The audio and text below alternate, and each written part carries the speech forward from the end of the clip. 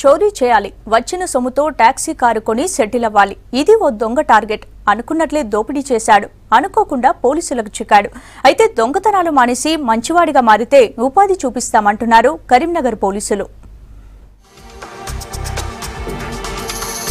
జగిత్యాల జిల్లా రాయికల్ మండలం అయోధ్యకు చెందిన ఈ యువకుని పేరు అత్తినేని చంద్రమోహన్.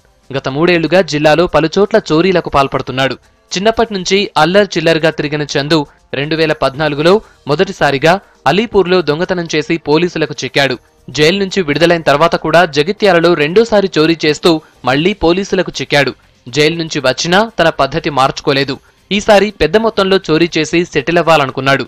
చోరీ డబ్బులతో కారు కొనుక్కుని డ్రైవింగ్ చేస్తూ బతకాలని నిర్ణయించుకున్నాడు.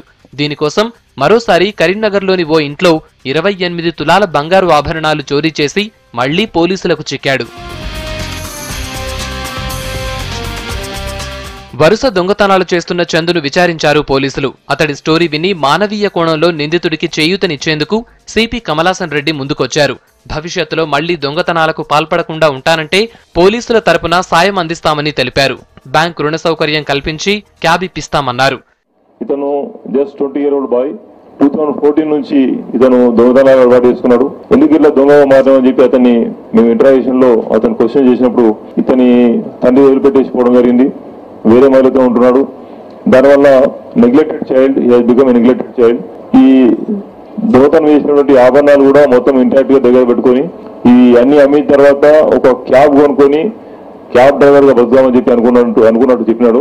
ఆయన చెప్పిన దానికి మరి చేస్తున్న దానికి కూడా కొద్దిగా తేడాలున్నాయి. ఆయన బతుకుదామని చెప్పి అనుకున్నప్పుడు మేము తప్పకుండా సహకరిస్తాము. చిన్నతనం నుంచి సరైన ఆదరణ లేక పిల్లలు తప్పుదారి పడుతున్నారన్నారు పోలీసులు. పిల్లల ప్రవర్తనను పేరెంట్స్ ఎప్పటికప్పుడు గమనించాలని సూచించారు.